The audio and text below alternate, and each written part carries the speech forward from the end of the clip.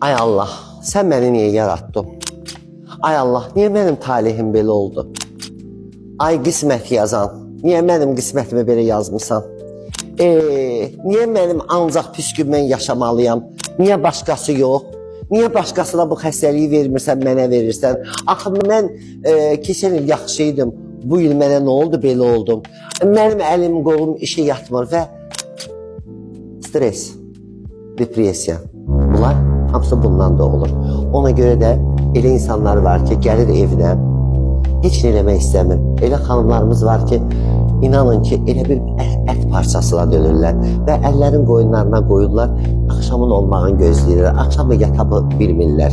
O mahnı var ya, yar o yana döndər məni, yar bu yana döndər məni. O yana çönürlər, bu yana çönürlər. Amma beyinləri də işləyir, ürəkləri də işləyir. Çünki niyə görə ki, keçmişi, bugünü, gələcəyi ancaq düşünə-düşünə, bərk şeylər, mənfi enerjilər düşünə-düşünə və o mənfi enerjiləri özlərinə çəkirlər. Və depresiyada olan insana həyat mənasız gəlir. Həyatın bir anı olmur.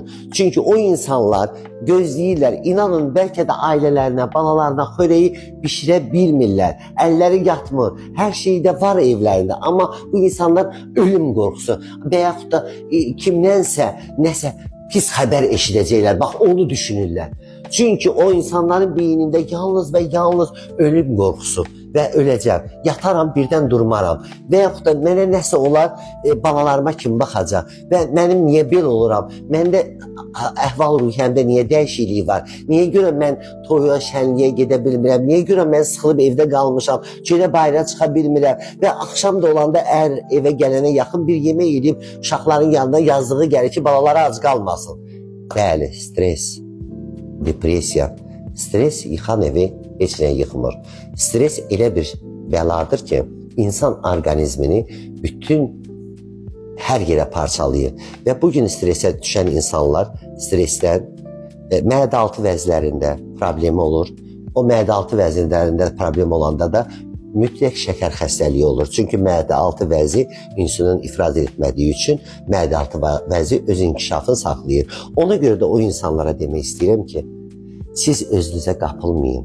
Özünüzə qapıldıqca mənfi enerjiləri özünüzə çəkirsiniz və əhvalınız korlanır.